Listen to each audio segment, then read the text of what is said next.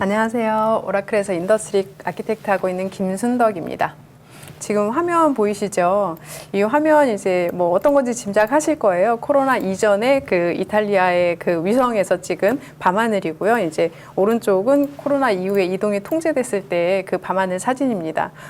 밤하늘이 이렇게 반짝반짝 빛나고 있는지, 별이 아니고 비행기로 이렇게 반짝반짝 빛나고 있는지 몰랐습니다. 이제 많이 들어보셨죠? 유발 하라리가 이야기를 했는데요. 폭풍은 지나가고 인류는 살아남을 테지만 우리는 다른 세상에서 살게 될 것이다. 이렇게 이야기를 했습니다. 유발 하라리가 사실 역사학자예요. 이제 조금 역사학자인데 그 역사에서 그런 그 인사이트를 얻었을 것이다 라고 생각을 하고요. 그럼 이제 팬데믹이 그동안 세계사를 어떻게 바꿨는지 잠깐 살펴보도록 하겠습니다. 14세기에 흑사병으로 이제 유럽 인구가 3분의 1이 감소를 했다라고 해요. 그러면서 이제 노동 인구가 굉장히 귀해졌고 그런 그 노동 인구에 대한 발언권이 굉장히 세졌습니다. 그러면서 이제 봉건제도가 몰락이 되게 되었고요. 그러면서 계몽사상이나 이런 부분들이 이제 이때 싹트기 시작했고요. 16세기에는 이제 천연두가 있었는데 사실은 이때는 이제 유럽은 이미 천연두에 어느 정도 면역력을 가지고 있었는데 그런 유럽의 스페인 군대가 남미에 가서 천연두를 퍼뜨렸을 때 그 남미 사람들이 한 80에서 90% 정도가 사망했다라고 합니다. 그러면서 유럽이 남미 쪽을 식민 지배하면서 이런 자원들을 가지고 오면서 유럽의 상공업이 발달되기 시작했고 계몽사상이 시작이 됐죠. 그러면서 이제 중세와는 빠이빠이 하게 되는 그런 결별을 하게 되는 그런 결과를 가지게 됐고요. 그다음에 이제 가장 최근 이제 1918년, 19년 저희한테 굉장히 의미 있는 해죠. 이때 이제 스페인 독감이 전 세계적으로 그 확산이 되게 됐는데 한 5천만 명에서 1억 명 정도가 사망을 했다라고 해요. 이 수치는 이제 그때 1차 세계대전이 한참 진행을 하고 있었는데 1차 세계대전 사망자의 한 2배 정도가 이제 스페인 독감으로 사망을 하게 됐고 그래서 이제 세계대전을 급하게 이렇게 종료를 하게 됐습니다. 그러면서 1차 세계대전이나 스페인 독감으로부터 굉장히 그 어떤 영향을 많이 받은 유럽의 국가들이 많이 쇠퇴하게 되고 세계 패권이 유럽에서 이제 미국으로 바뀌는 그런 현상이 발생하게 되었습니다.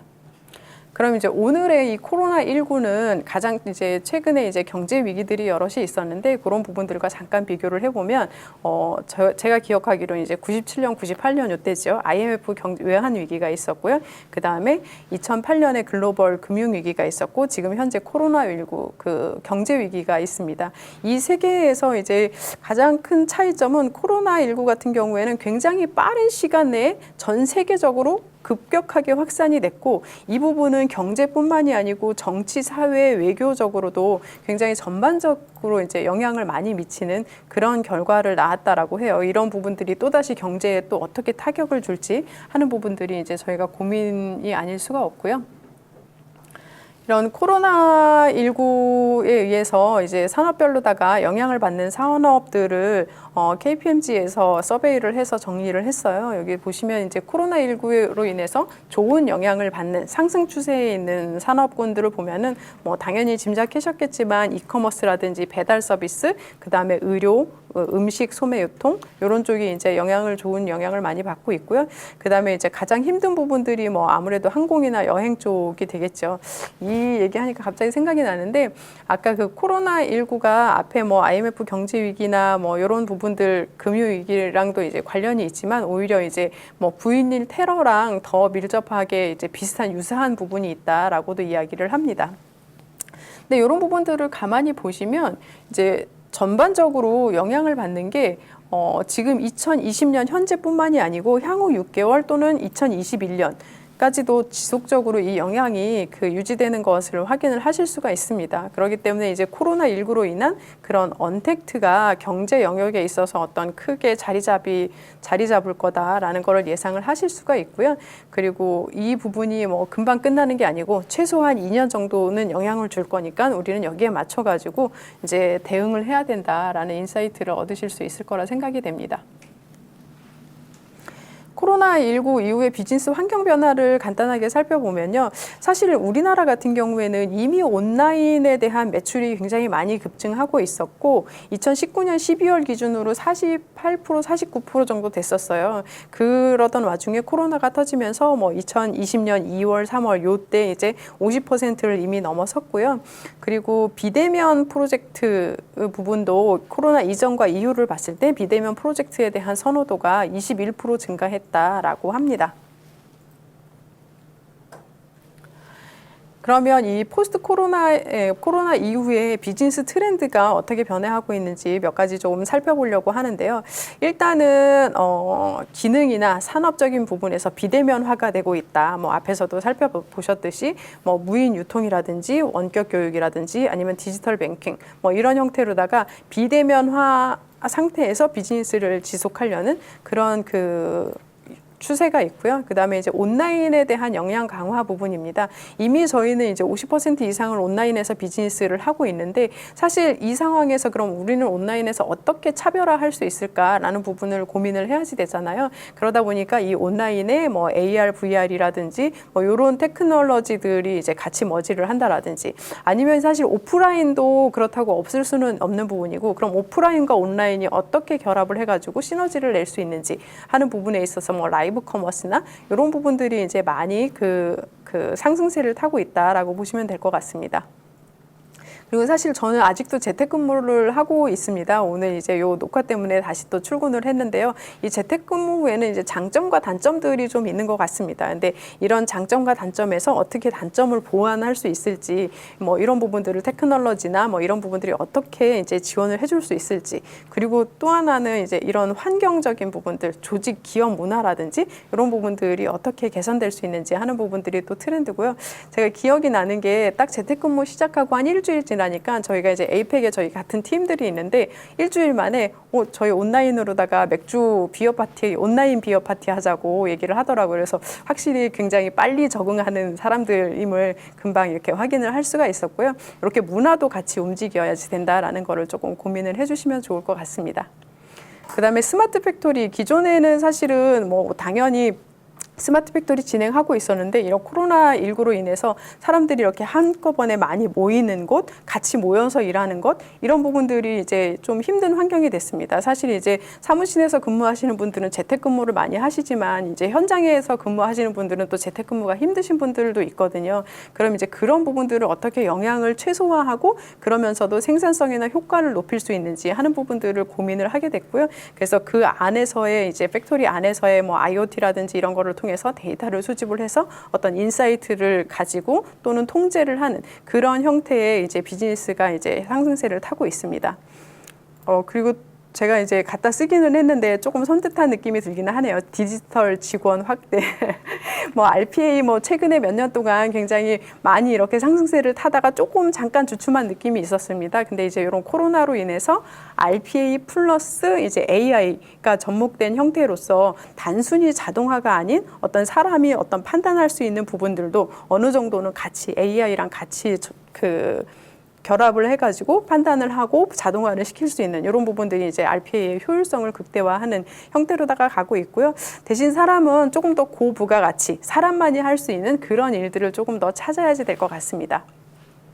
그리고 클라우드 네이티브는 저희 같은 이제 클라우드 벤더가 항상 하는 얘기예요. 근데 단순히 클라우드 네이티브라는 게 클라우드 기술을 도입을 했다라고 해서 클라우드 네이티브가 되는 건 아니거든요. 저희가 데브옵스 기술을 도입을 했다라고 해가지고 데브옵스 환경으로다가 바로 가는 건 아니에요. 그걸 그 데브옵스에 맞는 프로세스라든지 아니면은 뭐 문화라든지 이런 부분들이 같이 개선이 돼야지 데브옵스에 맞게 그런 비즈니스 어질리티를 얻을 수 있는 그런 환경으로 갈 수 있는 부분이거든요. 그래서 이제 클라우드 네이티브 부분도 역시 어떤 기술적인 부분 플러스 어떤 조직 문화적인 부분도 같이 옮겨져야지 된다라는 그런 트렌드를 좀 살펴봤었고요.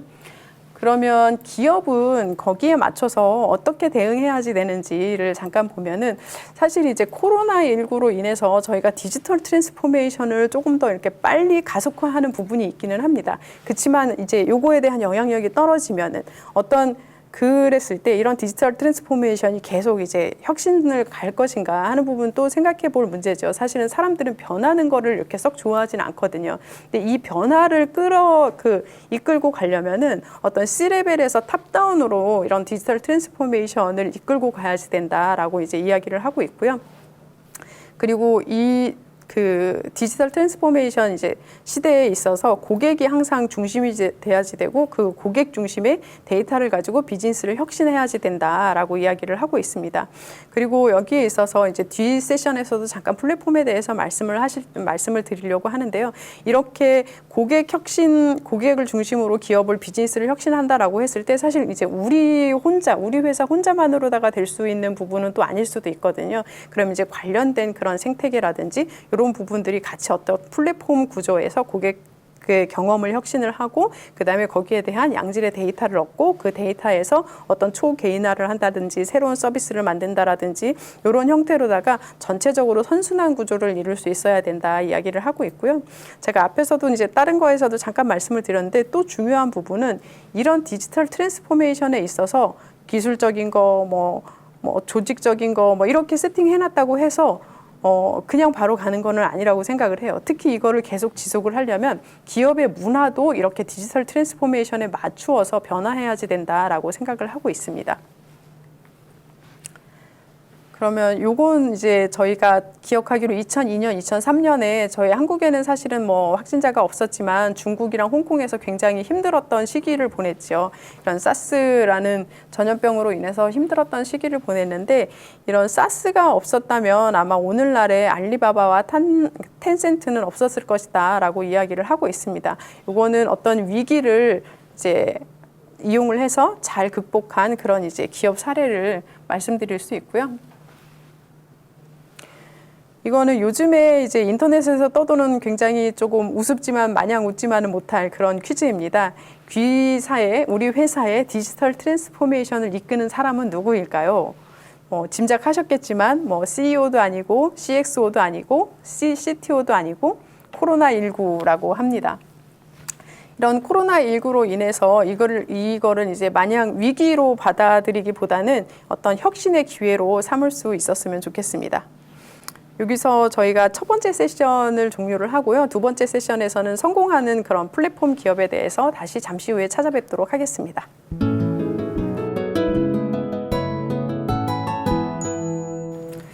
요거는 이제 글로벌 탑 10 기업에 대한 분석이에요.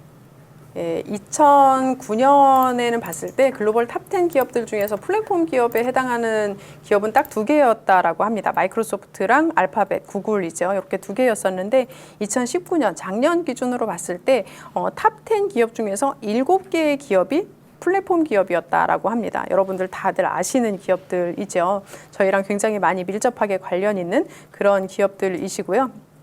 요런 디지털 2025년까지 이제 월드 이코노믹스에서 이야기를 한 거로는 2025년까지 디지털 플랫폼의 매출이 한 60조 달러, 그래서 글로벌 전체 매출이 한 30% 정도를 차지할 거다라고 이야기를 합니다. 그리고 향후 10년간은 어떤 디지털 경제에서 창출되는 그런 신규 가치의 60에서 한 70% 정도가 데이터에 기반한 디지털 네트워크 플랫폼에서 발생을 할 거다라고 이야기를 하고 있습니다. 그만큼 그 데이터라든지 아니면 플랫폼 비즈니스라든지 이런 부분들이 얼마나 중요한지를 우리도 이제 공감할 수 있을 것 같은데요.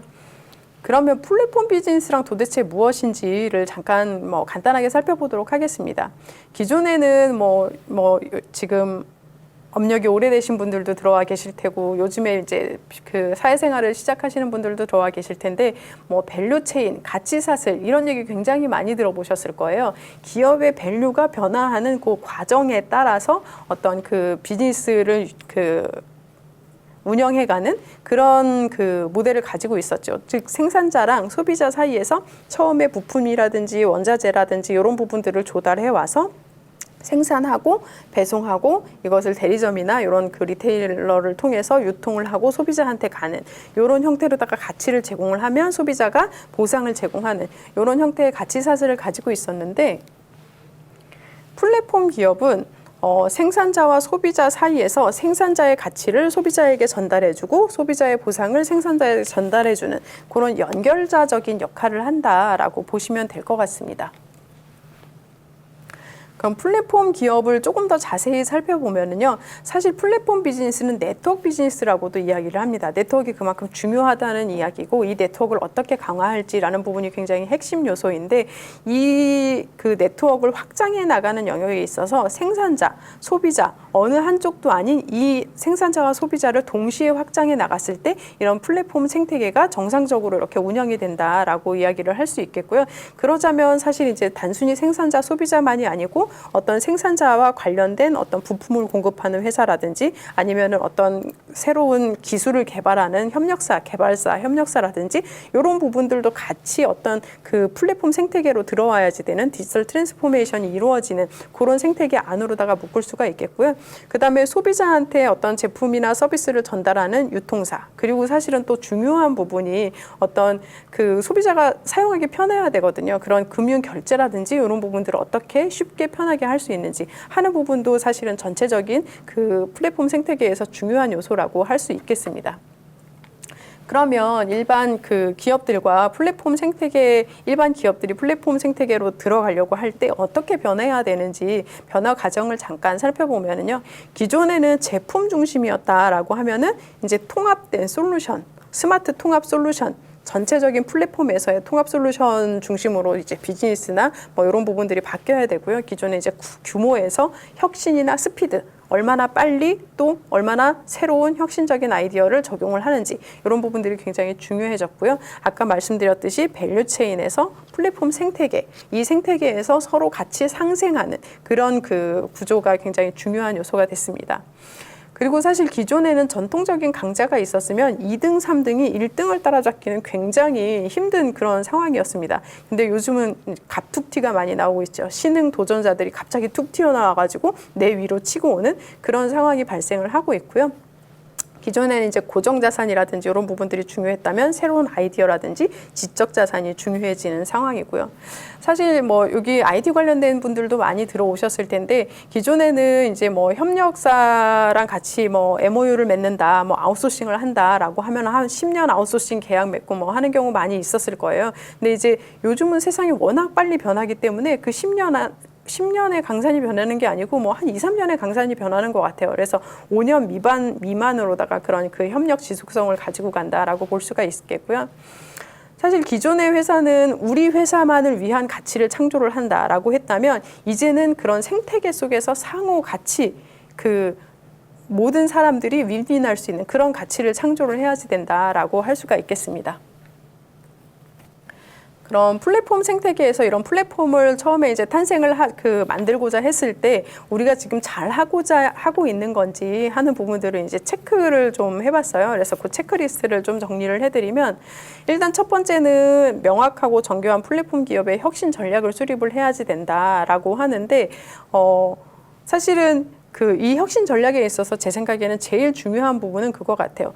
우리가 잘할 수 있는 거. 그러니까 그 각각 이렇게 혁신 전략이나 이런 부분들이 회사마다 우리 회사가 잘할 수 있는 거, 우리 회사의 강점이 무엇이지? 이런 것들을 조금 먼저 판단을 해가지고 그런 강점에 맞춰서 그럼 우리의 혁신 전략은 요거로 가지고 가야지. 이렇게 수립하는 게 굉장히 중요하다라고 저는 생각이 들고요.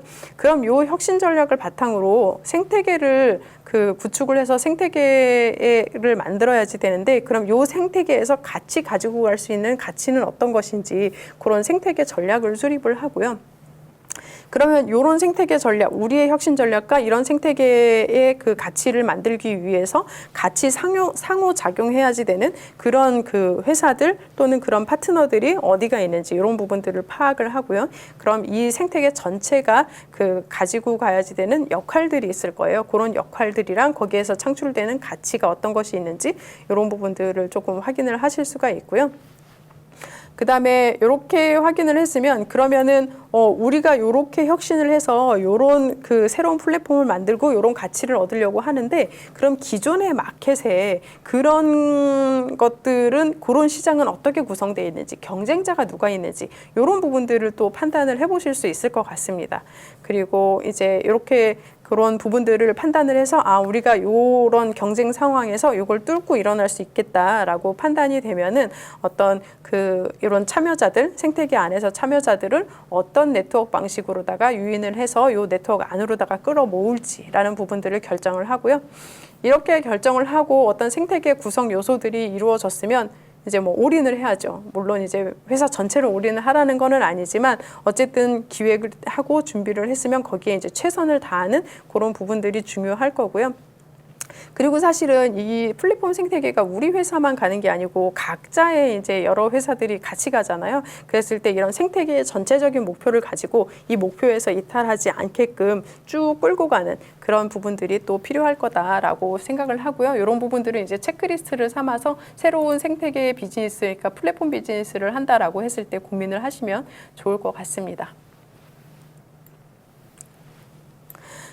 티아나 교수님이 플랫폼 생태계에 있어서 진화 단계를 말씀을 하셨어요. 단기, 중기, 장기에 있어서 이제 진화 단계를 말씀을 하셨는데, 단기적으로 보면은 이런 플랫폼 생태계를 만들어 가지고 플랫폼 비즈니스를 하고 있는데 새로운 변수들이, 그러니까 미처 생각 못했던, 지금 우리도 이제 코로나19를 겪고 있듯이 그런 미처 생각지 못했던 새로운 변수들이 생길 수가 있잖아요. 그런 새로운 변수들이 생겼을 때 이런 부분들을 빨리 회복할 수 있는 그런 회복력이 중요하다라고 이야기를 했고, 그 다음에는 이제 플랫폼 생태계라는 게 하나의 플랫폼만 있다라고 생각하면 좀 오산이고, 예를 들어서 카카오다 그러면 이제 카카오톡이 있고 그 플랫폼 안에 카카오라는 플랫폼 안에 카카오톡도 있고 카카오 택시도 있고 그 다음에 카카오 뱅크도 있고 카카오 쇼핑도 있고 뭐 이렇게 여러 가지 그 하위 서브 플랫폼들이 있잖아요. 이런 부분들로 이렇게 확장해 나갈 수 있는 그런 부분들을 역량을 갖추어야지 된다라고 이야기를 하고 있고,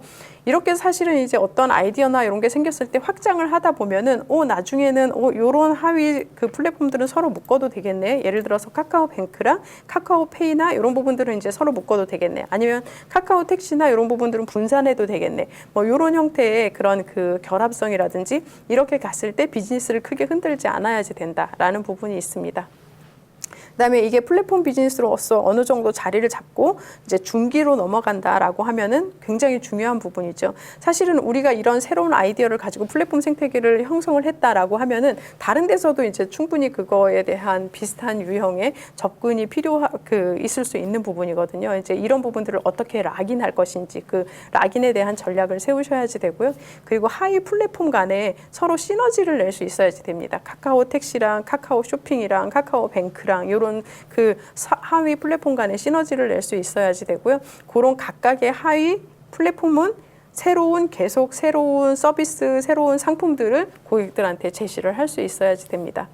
그렇게 해서 이제 중기를 넘어가서 어느 정도 이제 우리는 많이 성숙해서 머추어됐다라고 생각하면 이제 장기로 넘어갈 때를 보시면, 예를 들어서 이제 페이스북 같은 경우도 어떤 우리와 유사한 또는 우리의 비즈니스 생태계에 영향을 주는 그런 신생 그 생태계들, 플랫폼들이 이렇게 들어오게 되면 이렇게 머지를 많이 했잖아요. 그런 이제 머지나 이렇게 병합 전략이나 이런 부분들도 같이 고민을 하셔야 되고요.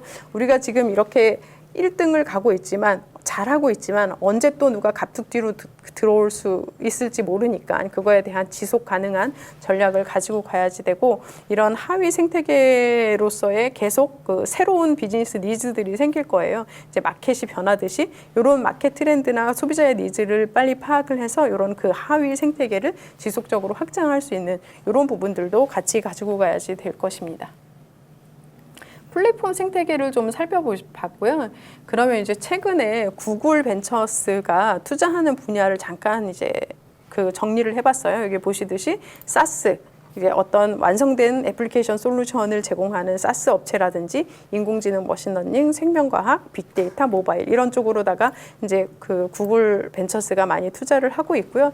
가만 보시면 테크니컬 기술 요소에 투자를 하는 것 같은데, 이런 기술 요소들이 기술로서만 존재할 수는 없어요. 기술로서만 서비스될 수는 없고, 그 기술을 기존에 있던 전통 산업과 머지해가지고 어떤 시너지를 내고 새로운 가치를 창출할 수 있는 그런 쪽으로다가 이제 투자가 많이 이루어지고 있다라고 보시면 될 것 같습니다. 여기에 이제 스타트업이나 이런 부분들을 이미 하시고 계시거나 고민하는 분들도 계실 거다라고 생각을 하는데요. 사실 기존에는 스타트업이나 벤처기업에 투자하는 그런 투자 포인트가 성장 가능성, 혁신적인 아이디어 뭐 이런 부분들이 굉장히 줄을 이뤘어요. 근데 이제 이번에 코로나19도 그렇고 위역 사태도 그렇고 그런 부분들을 겪으면서 투자자분들이 성장도 중요하지만 수익이 이제 더 중요해라는 생각을 하게 됐고요. 그래서 보시면은 지금 이 혼란의 이 시기에는 사실은 그러니까 수익과 현금 유동성이 어떤 성장보다 더 우선순위가 될 수 있다라고 이제 이야기를 하고 있습니다. 그러면 수익을 내기 위한 비즈니스 기회를 저희는 이제 고민을 해야지 될 텐데요. 그 비즈니스 수익을 내기 위한 비즈니스 기회는 제가 생각하기에는 기업의 핵심 역량, 우리의 핵심 역량이 무엇인지를 파악을 하고 그 핵심 역량과 시장과 정책의 변화, 시장은 어떻게 움직이고 있는지, 정책은 어떻게 움직이고 있는지 하는 부분들을 판단을 해가지고 그거에서 어떤 머지할 수 있는 만나는 부분을 찾아서 어떤 비즈니스 기회를 찾을 수 있을 거다라고 생각을 하고 있습니다. 그래서 사실은 제가 이제 뭐 핵심 역량, 우리 기업의 핵심 역량을 여기 계신 뭐 회사들의 핵심 역량을 제가 언급할 수 있는 부분들은 아니고 그런 마켓이나 정책의 흐름은 어떻게 가고 있는지 그 부분을 잠깐 말씀을 드리려고 하는데요. 코로나 이후에 소비자들의 행동 변화를 10가지를 뽑았습니다. 맥킨지에서. 여기 보시면은 일단은 디지털 미디어, 온라인 미디어를 보는데 시간을 굉장히 많이 보내고 있다. 저도 사실은 미디어 보는데 굉장히 점점점 많은 시간을 보내고 있는 것 같거든요. 그리고 시장에 이제 일단은 불안한 그런 그 경제 속에서 소비자들이 가격에 굉장히 민감해지고 있다라고 이야기를 하고 있고요. 그리고 또 하나는 이제 이런 어려운 시기에 그러면 나의 요구를 내가 필요한 부분들을 그런 그 충족시켜주는 브랜드는 뭐가 있는지 하는 부분들은 이제 소비자들은 유심히 보고 있고 기억하고 있을 거다라고 이야기를 하고 있습니다. 지금 이제 비대면이 굉장히 많이 강화되고 있는데요. 특히 이제 결제하는 어떤 그 결제 사용 수단으로서 40%의 소비자가 비대면으로다가 결제를 하게 될 것이다 향후 이렇게 이야기를 하고 있습니다. 그리고 이제 건강한 라이프 사이클이라든지 거기에 맞는 비즈니스가 활성화될 거다라고 이야기를 하고 있고요. 또 하나는 이 언택트 시장에 온라인 시장에 중장년층이 들어왔다라는 겁니다. 근데 이제 중장년층이 코로나19로 인해서 들어왔는데 이런 분들이 이런 온라인 세상의 이런 편안함을 경험하고 나서는 계속 이 시장에 머무를 거다라고 이야기를 하고 있습니다. 이런 부분에 있어서 소비자들의 인식 변화를 잠깐 살펴보면요. 왼쪽에 있는 부분은 기존에 했던 온라인 그 언택 활동들이랑 향후에 어떤 언택 활동을 할 수 있는지, 할 것인지에 대한 의향이에요. 그래서 기존에 뭐 온라인 보험 청구라든지 아니면 온라인 뭐 강의라든지 이런 부분들은 기존에도 많이 하고 있었지만 우리가 이제 이전에 코로나 이전에는 상상하지 못했던 온라인 가족이나 친지 모임이라든지 온라인 경조사라든지 예를 들어서 원격 진료라든지 이런 부분들은 코로나 이전에는 거의 안 했지만 지금 이제 향후에는 앞으로 많이 할 거다라고 이야기를 하고 있습니다. 그리고 코로나 이후에 마찬가지로 이제 활동 변화를 살펴보면 뭐 온라인 그 거래라든지 아니면 뭐 배달 앱이라든지 이런 부분들이 많이 늘어날 거다라고 이야기를 하고 있고요.